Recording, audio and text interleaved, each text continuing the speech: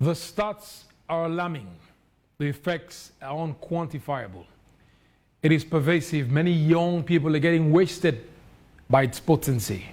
Most of the admitted cases at the country's psychiatric teaching hospital had it written all over it. They say it brings a temporary solace to the many problems by inducing a zombie-like state where the world and all its woes are forgotten.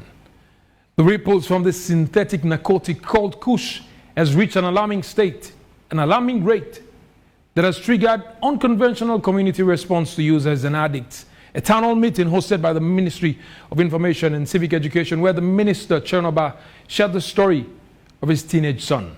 And most recently, President Bio's address to the nation says enough is enough. Tonight, we are delving into President Bio's address on Kush, its timeliness and important actions, and we ask what more can be done to stem this tide. I'm John Conte, and this is AYV on Sunday. President Bio, in his second term, has reposed confidence in many young people to mantle critical governance positions of trust. So, as the second time it's in the politician, we all roll back and make sure say we connect citizens and the government. All in favor, say aye. Aye. Why is President Bio veering towards this trend? Today, for the very first time, we may have a party that has close to 2/3 majority in parliament. That is not good for a democratic. Let me, Mr. Minister. My name is John Conte, and this is AYV on Sunday.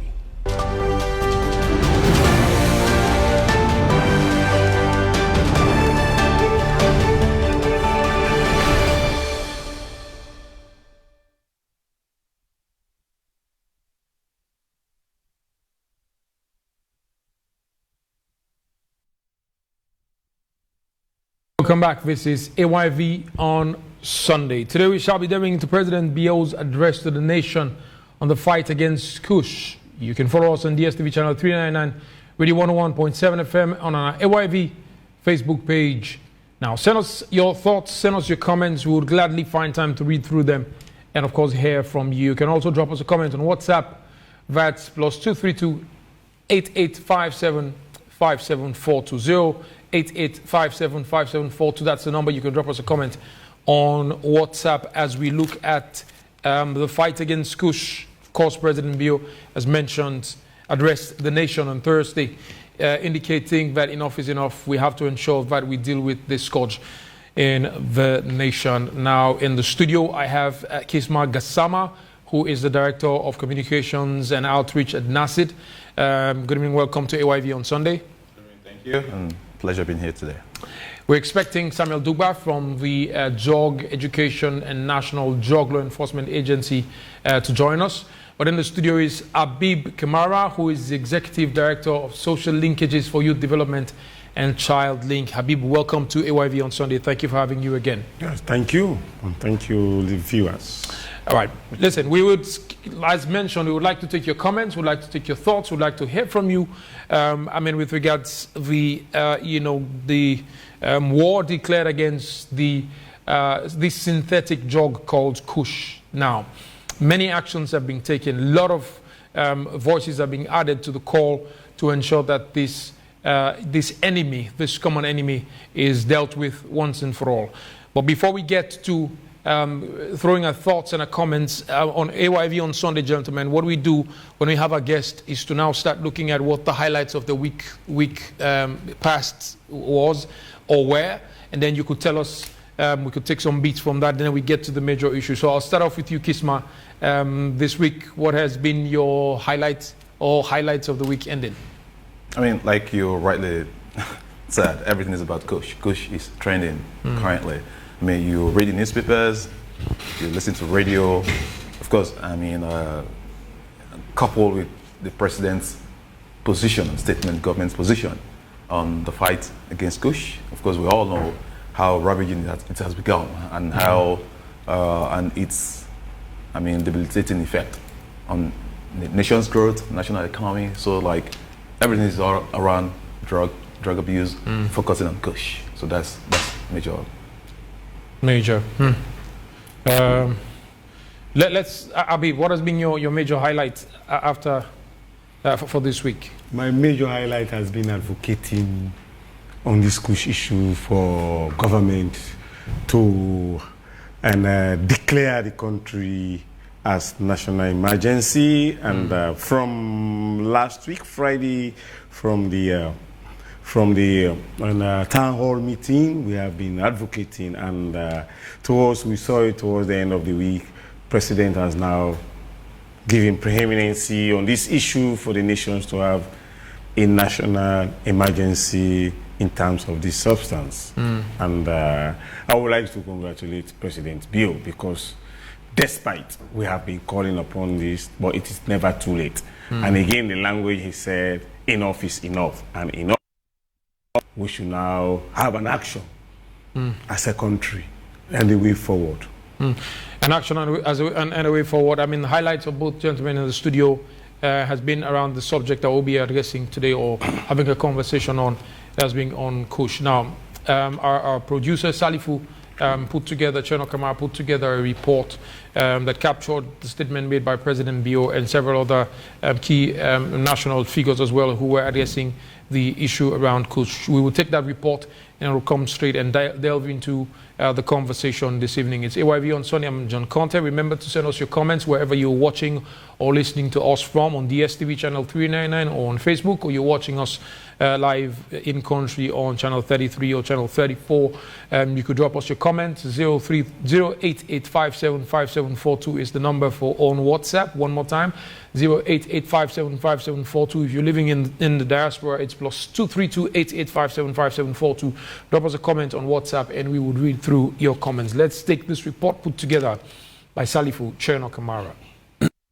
Sierra Leone is currently grappling with the alarming surge of the synthetic drug Kush, especially among its youth population. President Bio highlighted the existential danger posed by drug and substance abuse, singling out Kush as a destructive force jeopardizing the future leaders of the nation. He urged unity in confronting this plague, emphasizing that the Kush epidemic transcends class, ethnicity, gender, or religion. As your president, acting on the powers conferred on me by the Constitution, to declare a national emergency on drug and substance abuse. With this national emergency on drug and substance abuse, we shall broaden the scope of the government task force's work and adopt a multifaceted approach to addressing the increasing Kush epidemic. Our fight against Kush should be a collective effort, which is why I have directed the setting up of a national task force on drugs and substance abuse, with a particular focus on combating the rising Kush crisis. The National Task Force will be multisectorial, comprising key government ministries, departments and agencies, security and law enforcement agencies, community organizations, non-governmental organizations, development partners, religious organizations, and recovering people with substance use disorder.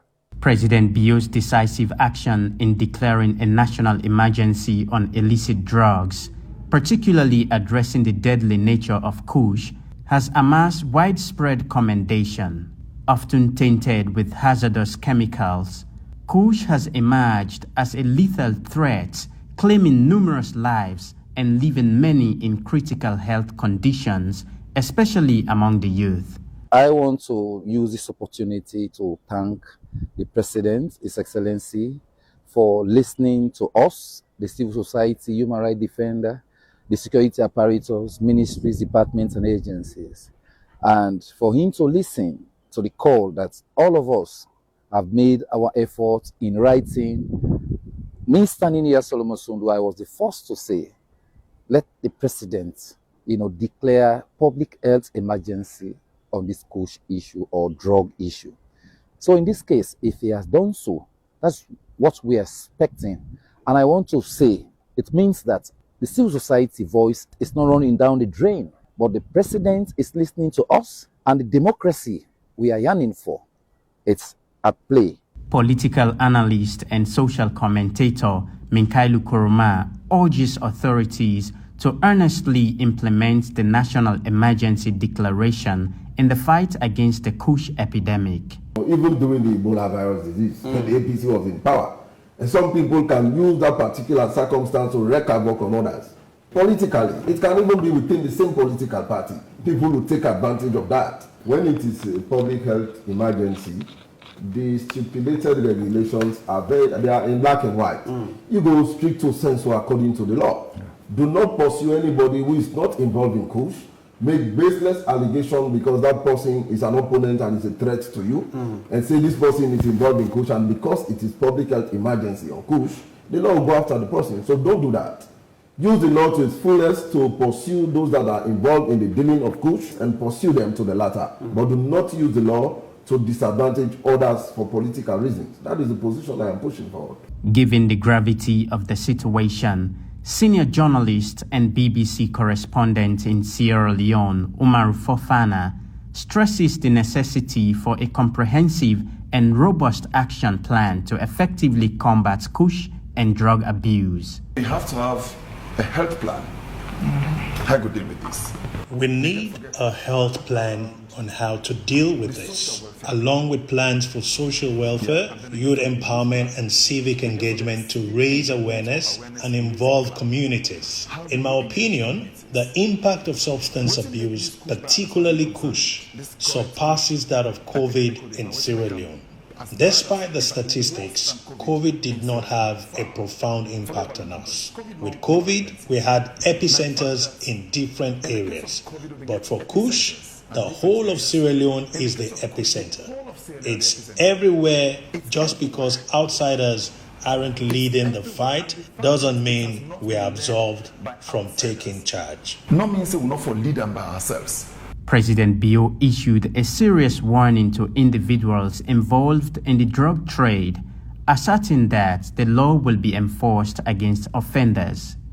The devastating impact of this potent substance claiming the lives of countless youths underscores the urgent need to address its origin, composition, and consequences. The fight against Kush is paramount to safeguarding the future generation of Sierra Leone. Salifu Charna Kamara, AYV News. Producer Salifu Charna Kamara for that report. Now, he ended the report with a statement which says it is to safeguard the future of our country, Sierra Leone, of course, which are the young people. Now, let me start off, gentlemen. I know it would have been great to have a president's statement played all over again, but for want of time, we would not be doing that. But let's start off by asking, was this a show of leadership that president would step forward for the first time in the history of a country to say we are declaring a national emergency on substance and drug abuse, to show that we as a country, we as a people, we are serious about nipping it on the bud to ensure that we do not continue to suffer from its effects. I'll start off with you, Kisma. Yeah, absolutely.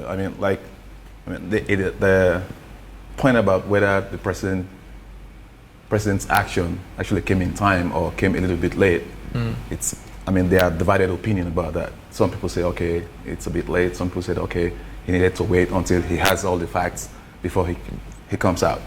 But of course, that's a show of leadership, because it's obvious wherever you go right now. On social media, you see community actions. Some of them are appropriate, some of them are not inappropriate. But we all have been witnesses to these situations, either in your communities or on social media. So by the president coming forward, it's like showing leadership and taking the position where everybody has to follow. Otherwise, if you go against that, then that means you have to be caught up in the law. So I think. I would want to ask, Habib, was president's? I don't know. How the briefing he got or what was shared regarding this situation. But was it as a result of the many social media reports that became 2 weeks with videos here and there of the the addicts being rounded up, being arrested, or being taken to places where they would cut their hair. Was it as a result of communities leaping into action to say that, listen, enough is enough now, we don't want this to be happening anymore? Was it becoming a security threat that led to this announcement, or it was the fact that it was now eating into the very fabric, like he said in the statement, of the strength that we have, of the future that we have, which is our young people, which led to President making the statement? Habib. Yeah, for me as an activist, and I'm working with drug users right across the country, there was an evidence base that I know perhaps the president acted on the evidence base, both on social media, within communities, and around the countries, and even Sierra Leoneans. Like for me, 3 weeks back I was out of this country, and some of us, when we came, we treated and we are telling the media the way we are treated at other airports because of hence you carry the ordinary Sierra Leonean passports when you are crossing around airports. Screening was very tough for Sierra Leoneans, and some of us, when we came, we are calling upon government. And again, what we are expecting from the town hall meeting, we were expecting that when we go to the town hall meeting, what President has said is what we could have heard, but we do not have it. But there was a lot of mixed feeling, even after that night, after the night of that press and that town hall meeting. Some of us were fortunate to be invited to media houses. We have to raise our voice. Like for me in this media, I said I have to give on to President that he needs to talk now, because he has been silent all over these things, and he's the only one that has that prerogative to talk to this nation. And everybody is waiting, and even the women are waiting, even the mothers are waiting, because it came to a time women are now saying they will now demonstrate because their children are now caught within this Kush issue. And for a leader, I know that was the path he has gone with, and he has created that leadership. But we don't need to stop there, and we need to act more. The action needs to take place now. And this is the only opportunity we have now, because communities now have the power how to act. But initially, the way our communities were behaving, taking the laws into their hands, abusing the right of those that are the users, protecting the supply route. So for us, with this now, the strategic plan and the way for us how to quell the issue, and in President's speech, he talks about 5 thematic areas or 5 areas that will be tackled, and those are the correct areas, and those are the best practice for drug related. As I am a harm reduction expert, those are the 5 thematic areas when you want to attack drug-related issues, more especially community power, community mobilization, and the law enforcers. But John, Sierra Leone has been undergoing a problem, and we miss it as a country. And when the war finished, and the TRC report says 85% of those who fought the wars were substance abuse users. But during the time of our DDR, the demobilization, reintegration, and disarmament, nothing about rehabilitation was done. And before 2001, Sierra Leone was not having a drug problem. But when these people were integrated into community, we now started seeing some amount of drug-related issue coming in. And the generation now presently, who are the younger, the youths, we are born during that war tenure. And in drugs-related issue, drugs has to deal with a lot of heredity. Majority of those that are our youth and our young people, most of them, their parents took part on the war, and that heredity dynamics has now gone. And we have 2 laws that has been impeding our our drug laws in this country. The 2001 Pharmacy Act and the 2008 drug law. The 2008 drug law came into being when the cocaine plane landed from Venezuela to this country. The then parliament in 2008 rushed to give a drug act under the certificate of emergency.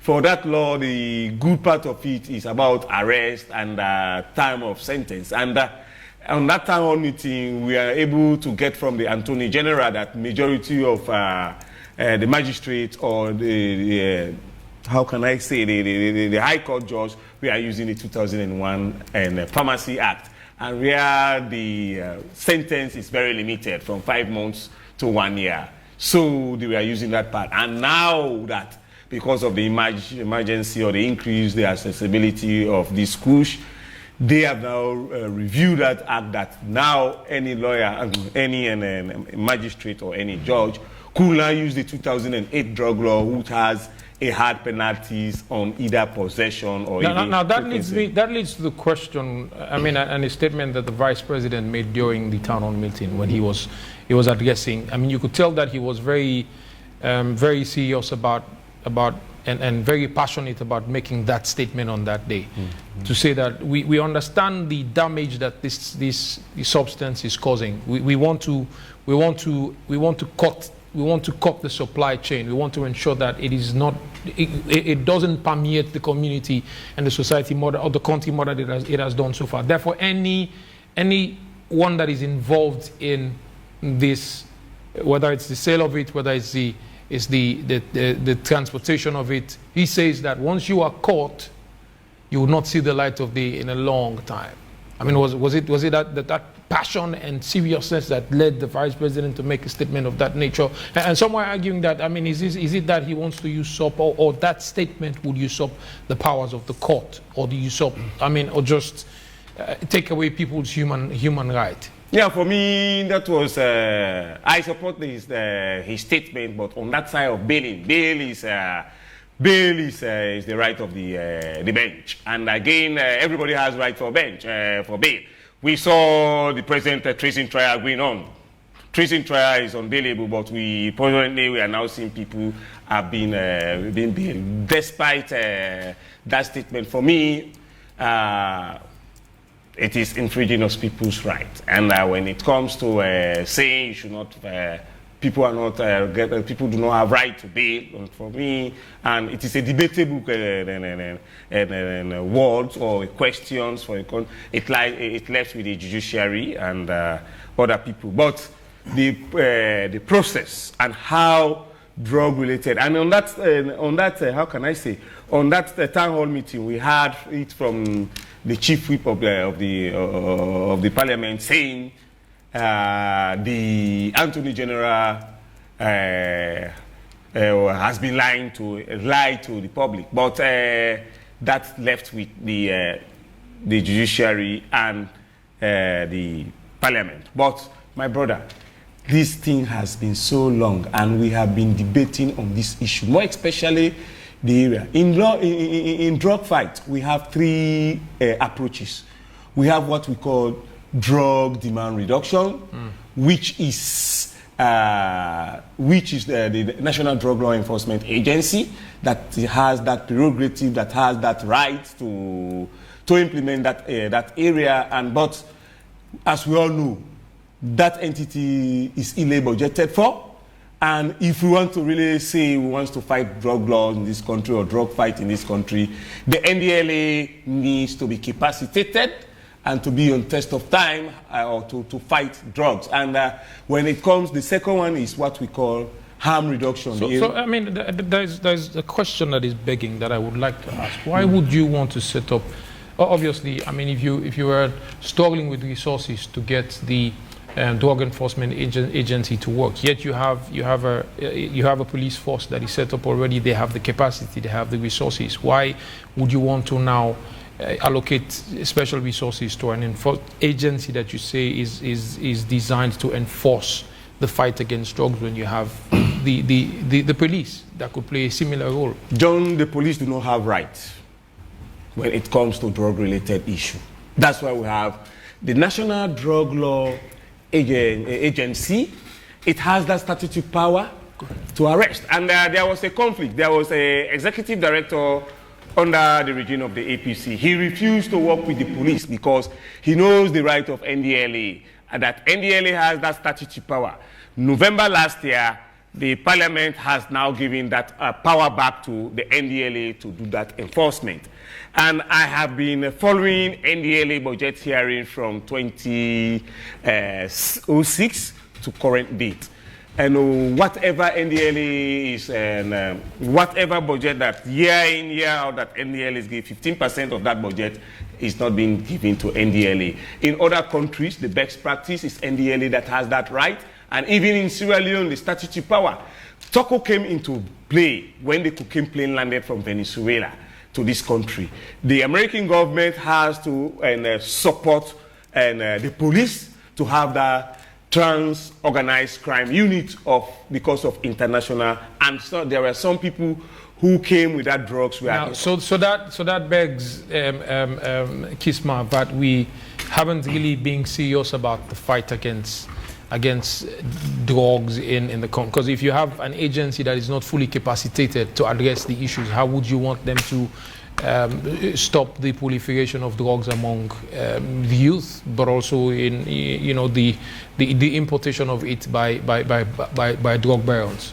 Yeah, I mean, I can actually say we haven't been serious about the fight against drugs, and probably I'm a little bit, I mean, not in line with my colleagues' position on the contribution of the police in this fight.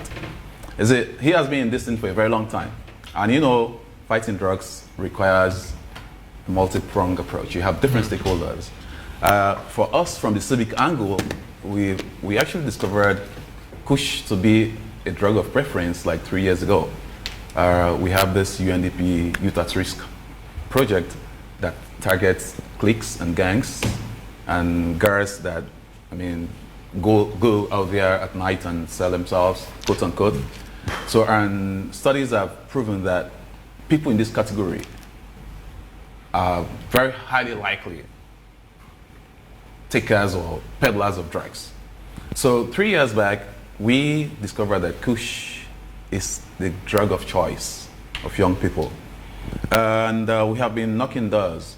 I mean, we have been engaging different communities, stakeholders, chiefs, I mean, bike riders, I mean, cliques and gangs, for us all to come together and to understand what this whole drug business is all about and how do we put hands together to ensure that we tackle it.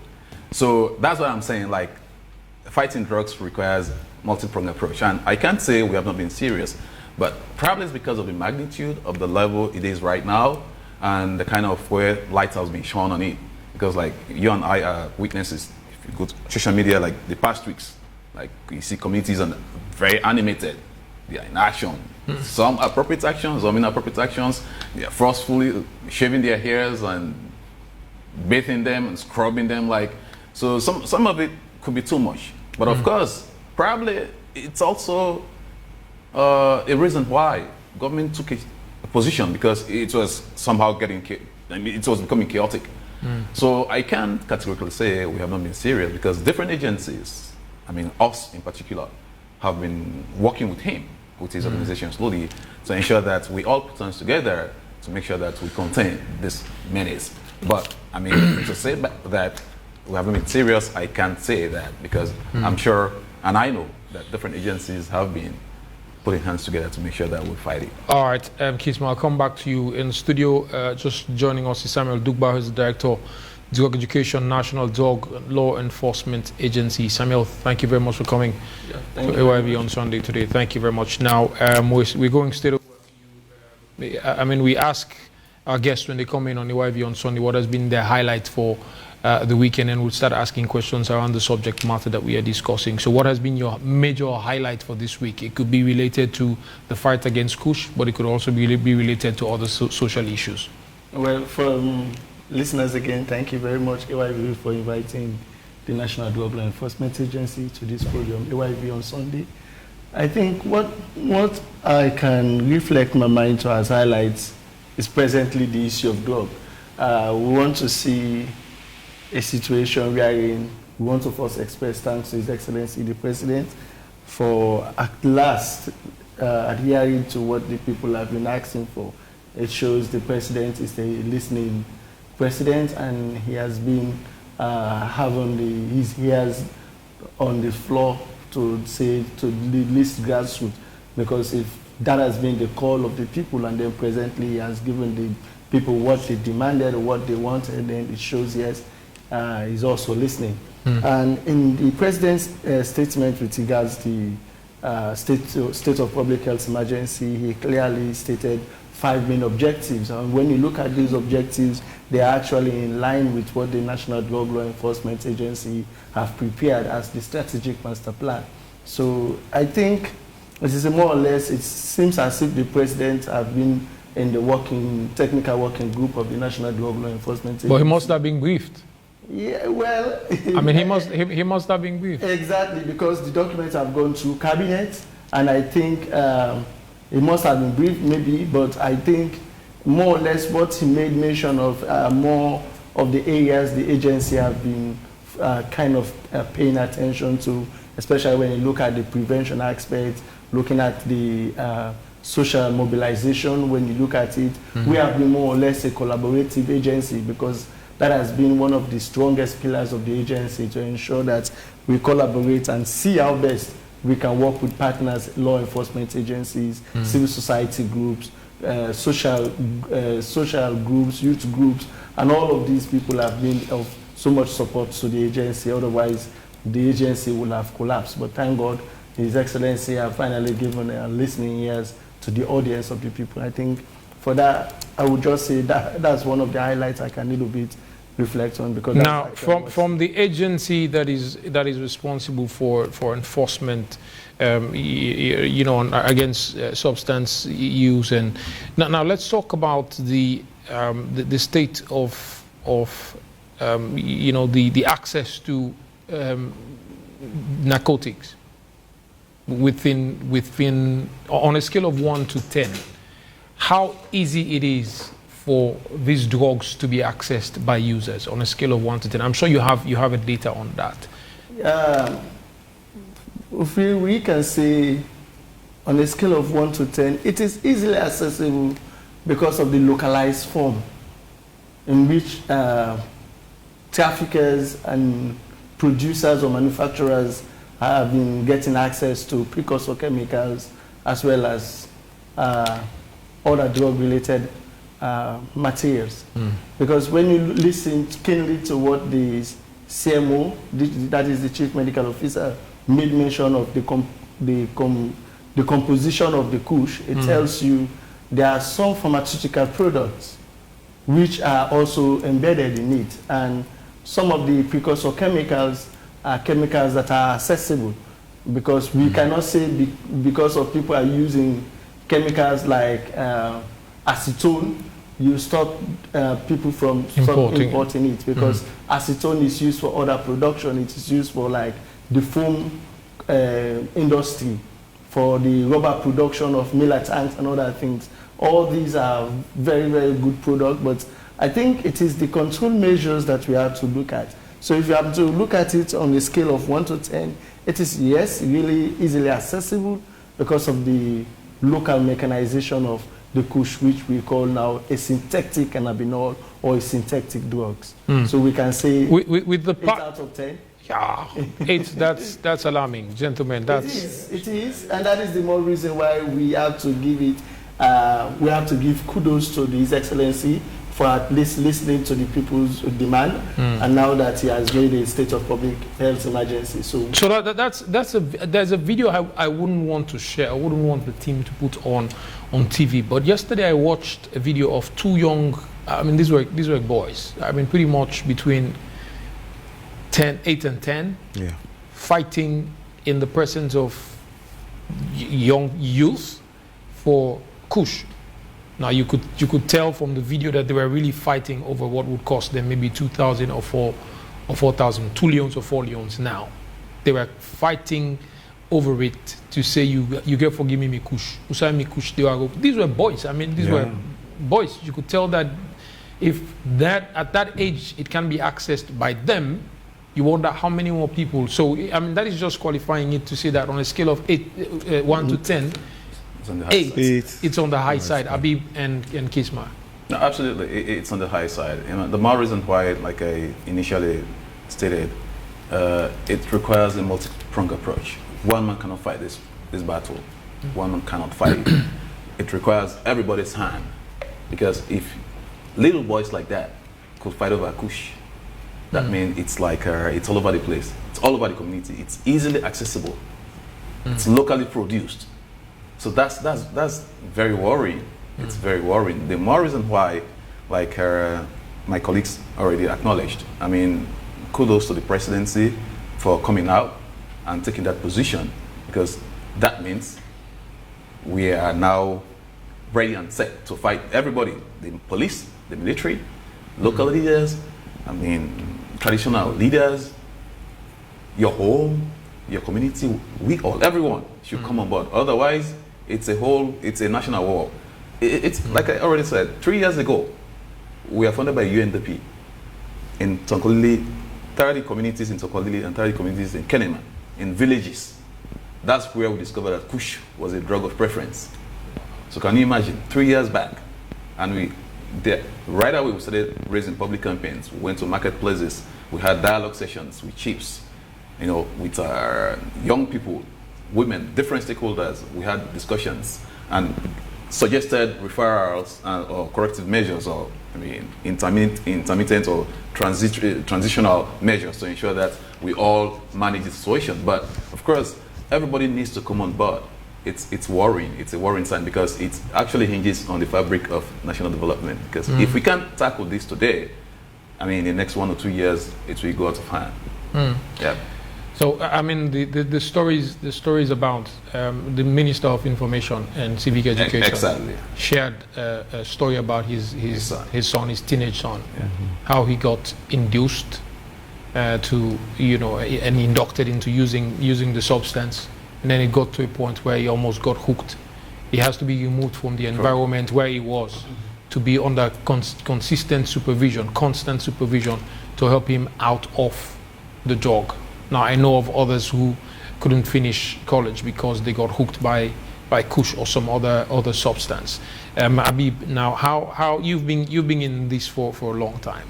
Now, what have been the reasons put forward by some who you've helped to or taken through the rehabilitation process? What has been some of the reasons given by them to say this is what led to my use or abuse of the substance, or this was how I got hooked onto it? I had another story of this one boy. They say he got to a party, you know, they were smoking shisha, and they placed some of it in the shisha. He, you know, smoked it for the first time. He loved how he felt, and got back the second time. He loved the feeling, and he got hooked permanently. I mean, so you've had all of those stories and how they happen. Habib, what has been some of the reasons told by some of the guys who've gone through rehab and those you've helped as well? And one of the most reasons is peer pressure, and the availability, the accessibility, and the affordability within communities. And before yesterday, Kush has been in our community, and people smoke it freely, and even they sell it freely. The advantage and the disadvantage Kush has doesn't have smell.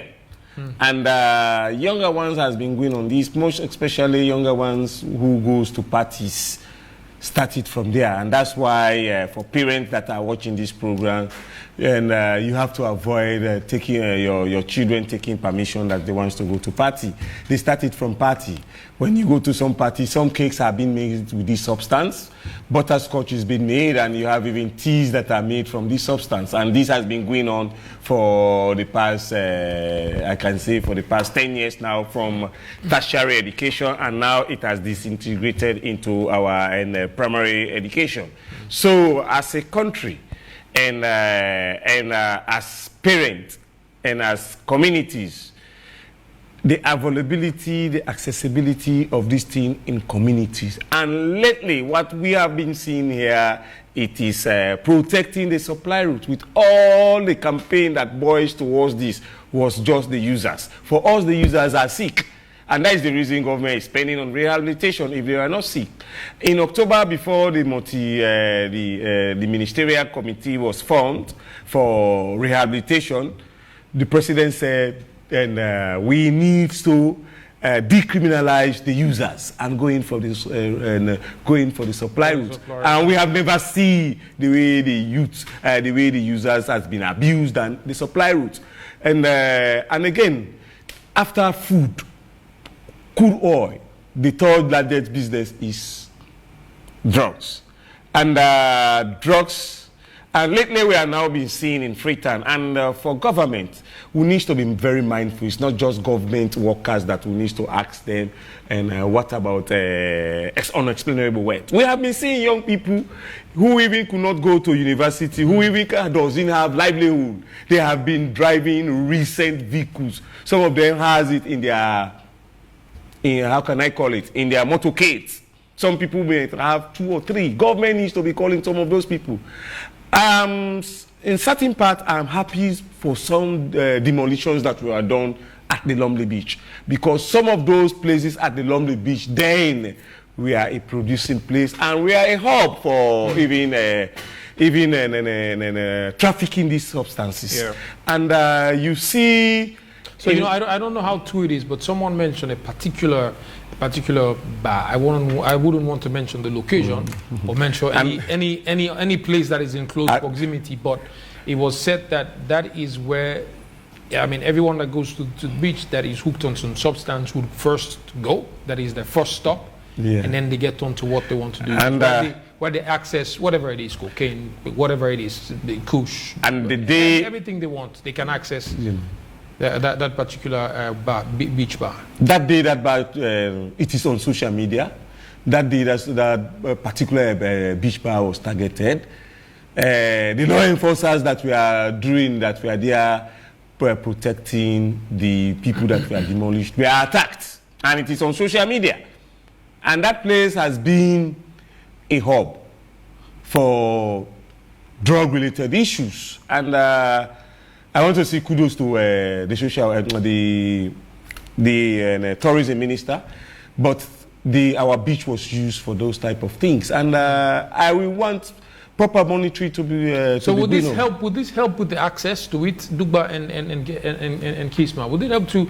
I mean, Habib says it's accessible and it's affordable, very cheap, very cheap. Two Leones, these guys would get it. But the damage it would cause runs into millions. Yeah. I would share another story. There was a day I went to the hotspots. Yeah. I'm sure the law enforcement agencies know, not just NDLA, but the other enforcement agencies, Syrian police, for instance, they know the hotspots. If you go to where you have this car wash or Puda packs, as soon as you get to those places, you know that this is a hub or a hotspot where these things are circulated freely without any barrier. The other day I went to Lumley. It was 2 or 3 years ago, and there was this young guy. I'm sure he was between 10 and 14, and this older guy. He was saying to him, "I get this thing, you want that?" I mean, so I think the boy tried it the first time and he didn't like it at all. So he got very vexed when the elder young man said to him, he says, I don't want it, don't give it to me. But then this guy who had it in his hand went into a tent that was there, had the smoke, came back out, and could hardly stand. I mean, this isn't a Nancy story. I didn't hear it. I saw it. I was there. I was standing right there. He couldn't stand. He could hardly hold himself up when he got to that zombie state. So it was this accessible. So would these actions now help with reducing accessibility to it? That first of all, the president has announced that this is a national emergency, which means that we will be going after people. We would find you, we'll go check where you are, air, land, and sea. But the beach bars also were demolished. Would this now reduce access to it, Duba and Kisma? I think, yes, right there, yes. I know it will reduce access because, I mean, I often say why we have countries ahead of us, like the Western world, or even the sub-region, it's law and order. If I know that when I do something, there's somebody watching me, and if I get caught, I'll be dealt with. Trust me, I'll have a second thought. I mean, let's take the addiction aspect out of it, but the manufacturers, I mean, the big guys, those that are maybe the middle-level guys, if I'm in drugs, then I know that if I get caught, no bail, or I'll maybe be sent to prison for like 10 years, bro, I will have a second thought. So that's for the mere fact that I have that second thought. It's a caution on my part to make sure that I do as much as I can, and that creates scarcity all by itself. So the actions of the law enforcement agency actually contributes. However, in as much as it's a whole pillar in the fight against drugs, but we also believe in community engagement.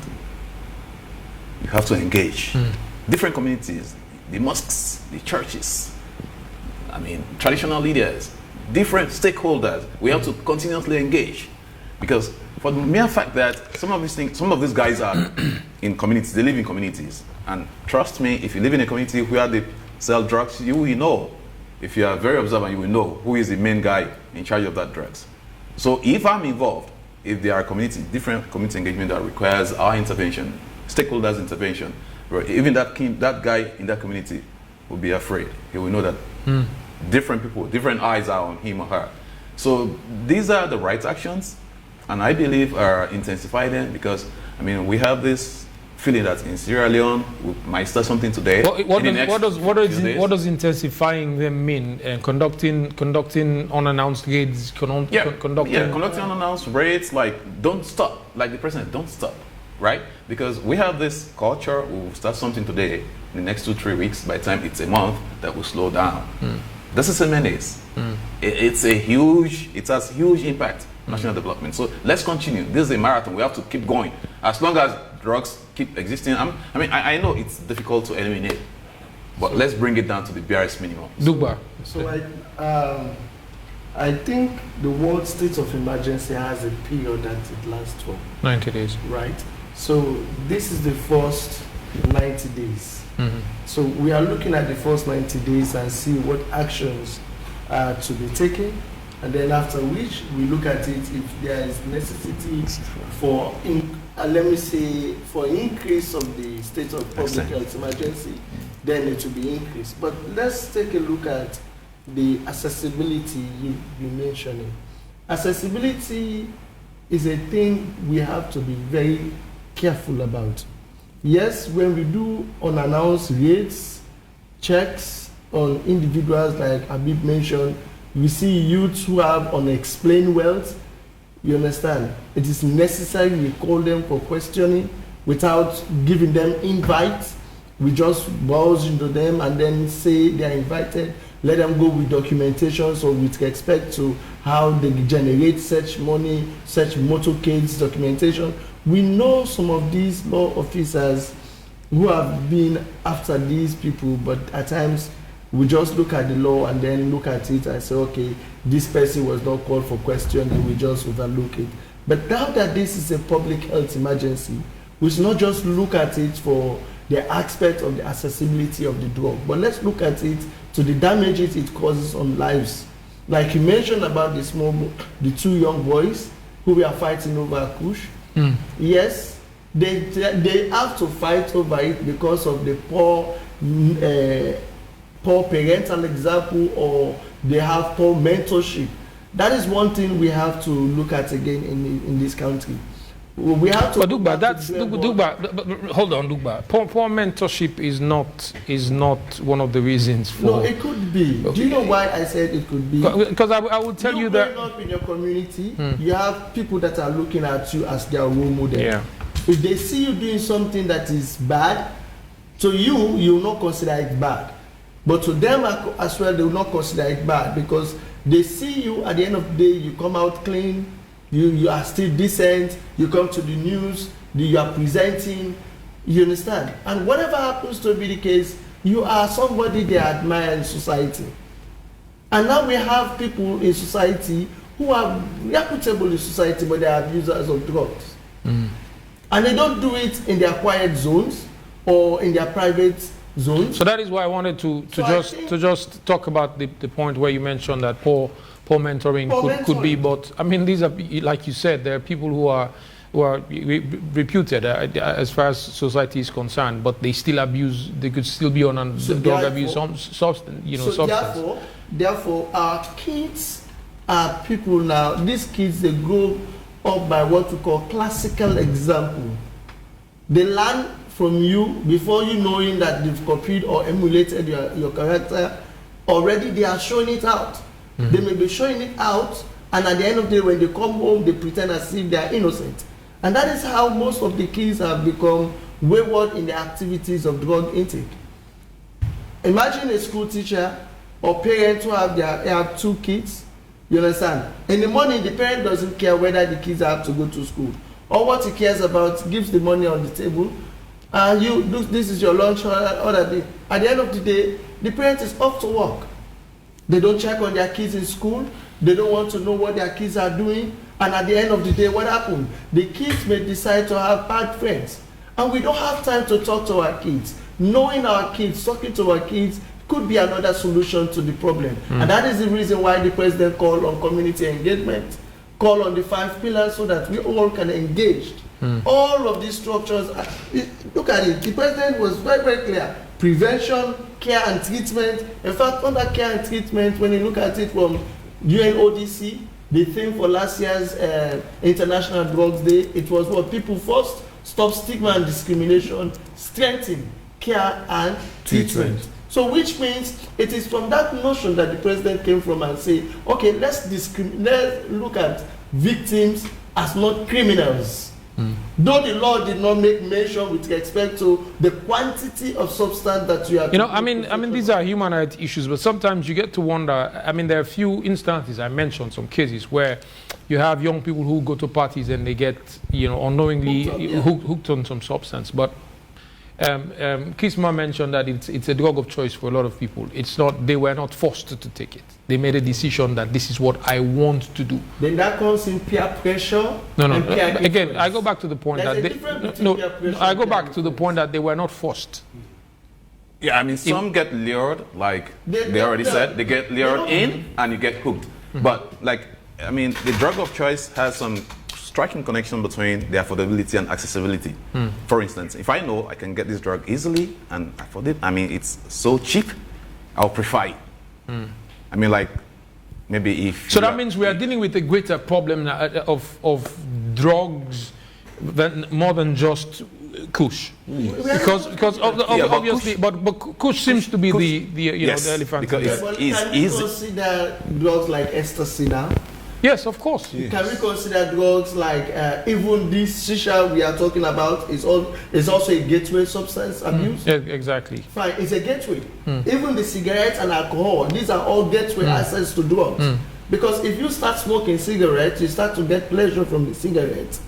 You understand? It gives you the potency to go in for something higher than cigarettes. And one thing we need to understand with respect to these addiction problems, it is based on what we call the increase in the feelings you get from it. You understand? The moment you are hooked up with marijuana, say for example, you understand, it becomes a time, the marijuana will not have any hold on you. So your increase will now be for something greater than marijuana.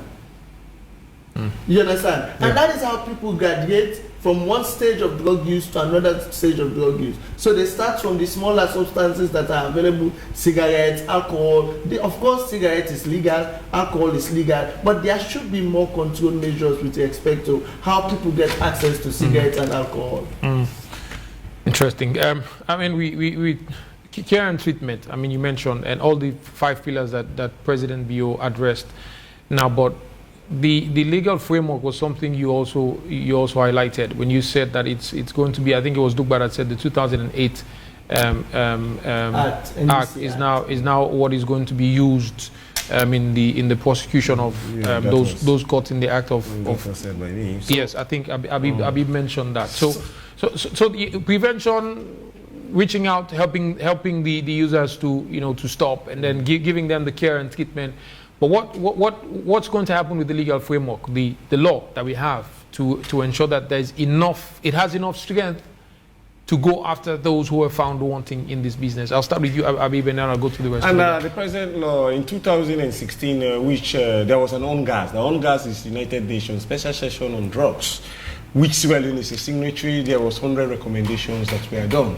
And the ONGAS said, and people goes to prisons and come out to become hardcore drug users.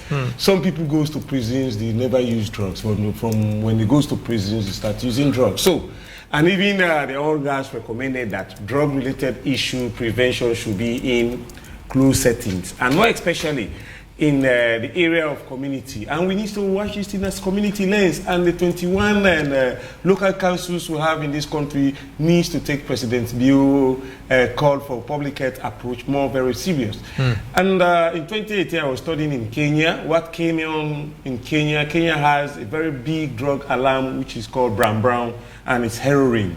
And Sierra Leone has Brown. And so the councils in Kenya by then... Interesting. I wanted to say that was a fight we fought in the 90s. Yeah, in the 90s, yeah. That was the fight we fought in the 90s during our war era. And again, what Kenya did now, the communities, the municipalities took in charge. And all of this thing is boiled along communities. That's why I always say, let us watch Kush-related or substance-related issues as a community lens. Now, they need to come up with bylaws. Now they have been strengthened from the law from president. And we saw this in Ebola and COVID. And we still have these structures. And these structures, we still need to work on these structures. And has the community lens for us to put bylaws in place. Any household that is been selling these substances or production is being done there, those households should be seized by this municipality. There is no landlord that will want his or her property rented to a tenant for dwelling. To be seized. To be seized.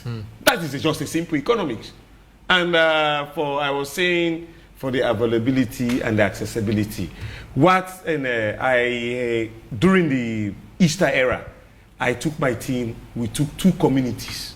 We took the Lumley community and the Godrich community.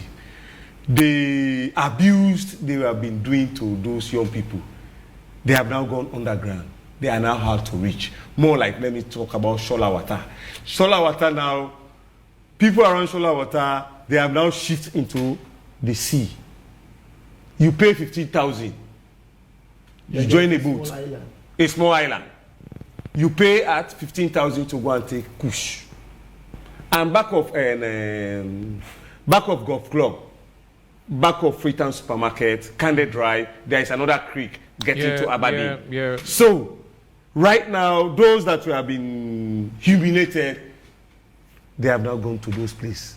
And yesterday we have a meeting with the Lumley police for us to re-strategize. So hold on. Who's moving there? Those that are consuming the drugs, or those that are the peddlers? The peddlers are there, and if the peddlers are there, those that are consuming the drugs goes there, and they think it's a safe haven.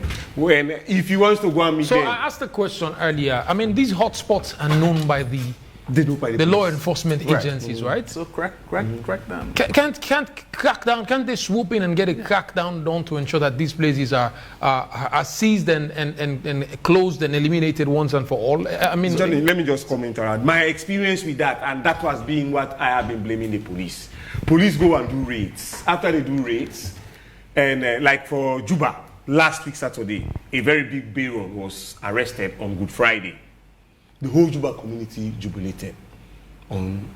That person was taken to Lumley community. After 2 hours, he returned back. And when a mandate came from the police IG or even vice president, vice president, anybody that is being arrested, that person will not be bailed. Why that person was bailed back to the community? And they go in communities, they seize this substance. After 1 or 2 hours, you see this substance back into communities. So, but if it was on Good Friday, then that's a week after the vice president made the statement. Yeah, that was that's a week before the vice president made the statement. So Good Friday, and then vice president made the statement on Thursday. Yeah. So I mean. But now, my brother, we work with police and we have networks. So this thing is sincerity. The IG may be sincere. That is the reason we need this approach as top-bottom approach. We see police using government resources and fuel police vehicles, go and do raids in communities. After the raids, we see these people back into communities. That means the government resources they are using for arrest or raids, government is losing. And government is spending 22.1% on education. And we have seen recently the attrition rate of male students in education has dwindled down. because of emergency of Kush. And that's why I like the area president says that all sector has been involved with this Kush or substance-related issue. No, but to you, Kisma and Dubai mentioned, I mean, these hotspots are known. I went to, I posted on my wall, I went to Bufil's Bosalt 3 weeks ago to get some work done on my car. Now, and then I saw a young man who was a budding florist. I mean, when I moved to where I am living now, when we were moving as a family, he brought all the flower that we have in our compound. He bought everything for us. Wow. And then all of a sudden, he just disappeared. He disappeared for close to a year. Then I saw him that day looking quite chubby. Was holding a plastic bag, and he was trying to act normal to say boss would not notice that something is wrong with me. So I'm just saying that these are spots that the law enforcement agencies know that you would find either users or dealers. So why not clamp down and be sure that those places, you swoop in, you clean those places and be sure that they are manned. Well, we might not have the resources, we might not have the personnel strength to do that, but if it's enforced, you'd be able to clean some of the places, Kisma and Dugba. I mean, I totally agree. I mean, that's where civics comes in. I mean, what you owe to your country, patriotism, nationalism. Be you a policeman, be you a soldier, be you a civilian, be you a chief, be you a nobody, love for country. Like Habib was saying, police fill the vehicle, they go and do these raids, they get some of these kingpins, some of these peddlers, in a few minutes or hours, they are back. I mean, I'm not in a position to say what actually happened. What's the basis of them being released? But the point I'm here from the civic angle is that, what do you owe to Sierra Leone? Yeah. This is country we have. Or the dangers of Kush or national development. You are a policeman. You are a chief. You are a youth leader. You are a women's leader in your community. You know these things are happening. And the president has made a call, has called on us all to go into action legally